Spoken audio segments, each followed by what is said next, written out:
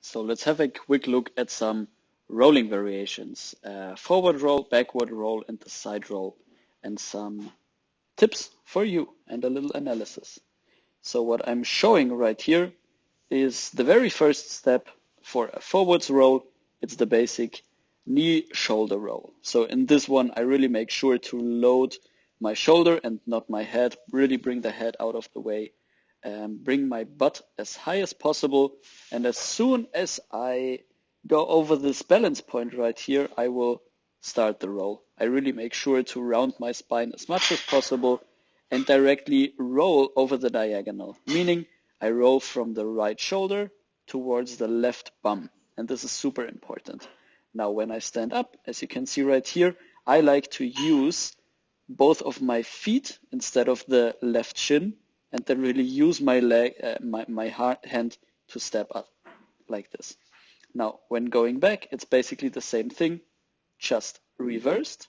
So when I roll over the right shoulder, left bum first on the floor, find the floor directly with the same leg, same side leg, shoulder. So basically rolling over the right shoulder, I also find the floor with my right leg. This is the first thing that happens. And from here, I simply return to the kneeling variation. For this one, for the next one, it will be a little bit different. So next step would basically be the exact same thing, but just starting in a squat and then lunging into the roll. Still right here, I really want to use and load my shoulder, let go of any tension of my head. So basically here, I'm just lightly touching the floor with my head, but I'm mostly using my shoulder to go into this one. Same thing, diagonal, using the hands to guide myself up and down. Yeah, just like so. Basically exactly the same thing, finding the floor directly with the balls of my feet, and then we can continue later on. Here is the full variation, and in the full variation, a tip for you. So basically what I like to do before entering the floor, I like to find length in my body. So really extend the back leg and extend the arms forwards. I really make sure to extend my arms as far forward as possible. Why that? When I enter the floor, I can directly place my shoulder next to my hand and find the floor in a very, very easy and effortless way. If my hands would be placed a little bit too far here, I would still place my shoulder right there where they are right now, and I would basically fall from my hand down to my shoulder. In this case, because I'm already extending my arms as much as possible, I can directly find the floor, just like this.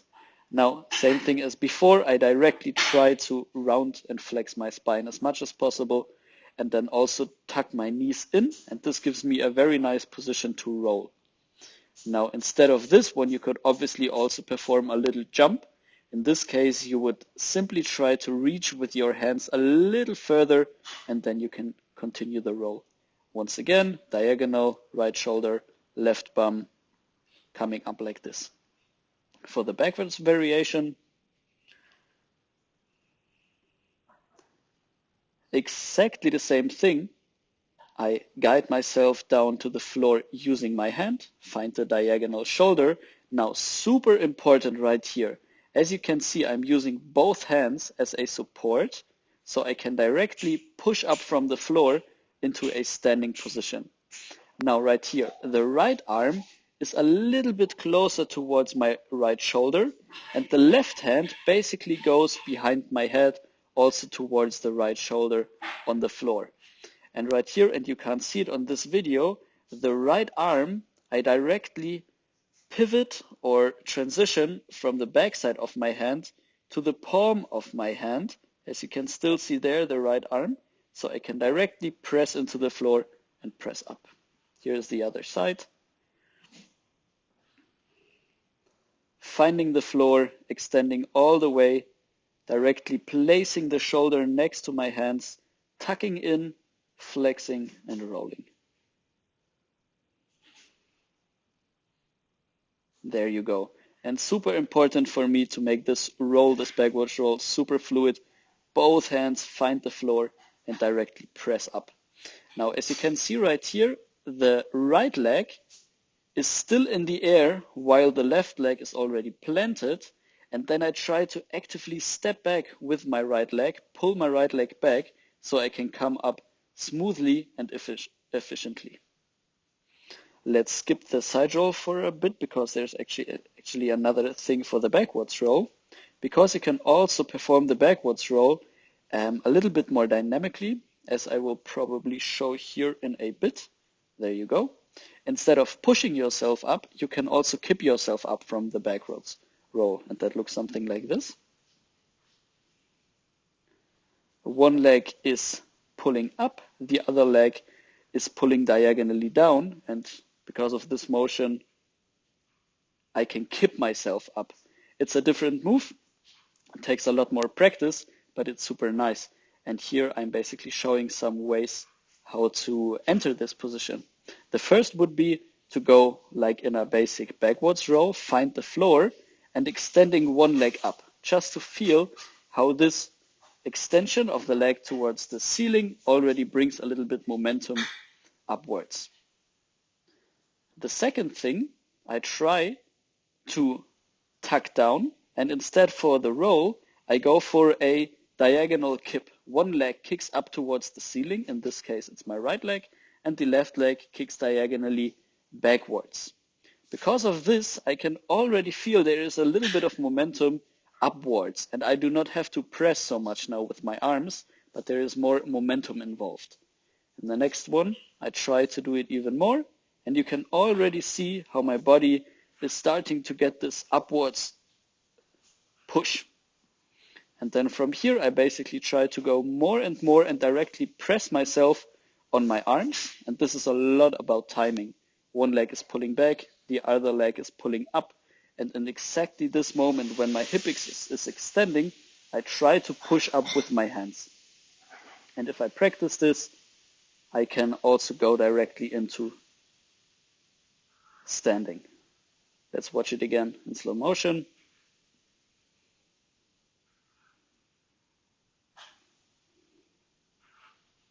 There you have it. It takes a lot of practice to really smooth this down and get the momentum right. But once you get it, the backwards roll will just be a little bit more easy, flowy, and has a little bit more vibe to it.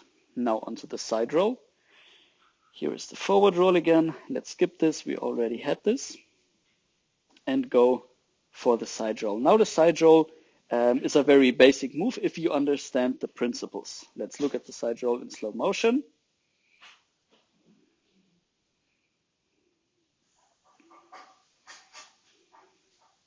Other side as well.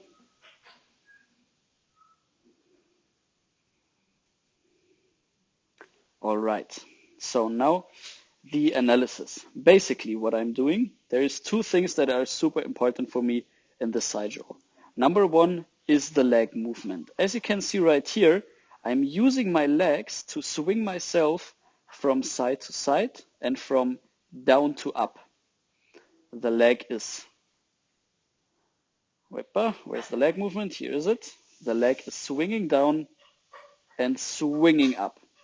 And because of this leg swing movement, I get a lot of momentum that I can later use then to stand up. Now, what I show here is basically how to transition from a low position to a high position without using any force. So, very importantly, watch my left knee and how high I pull it towards my chest. And because I pull it this high, I can easily come up into a sitting position with just minimal force in my left arm. As you can see, I'm not really planting it on the floor. It's more or less just an upper body movement. Because basically from here, you can sit down towards your heel and you're almost lying down on the floor. Just like so. I will also show it on the other side. I basically kneel down without using not my arms. Later on you can use them a little bit, but for now you can see I'm just going up and down, and I can simply lie down with my hands and my shoulders. Later on, you actually want to have a little bit more push in your hand. So use this hand just a little bit more to bring yourself from up to down, like so. And yeah, again, the most important part is really to use the swing of the leg, and this combined with pulling your knee high towards your chest, standing up by basically just lifting your shoulders and extending the hips and giving a little bit of push from the hand should make your side roll quite easy. Let's look at it again in slow motion.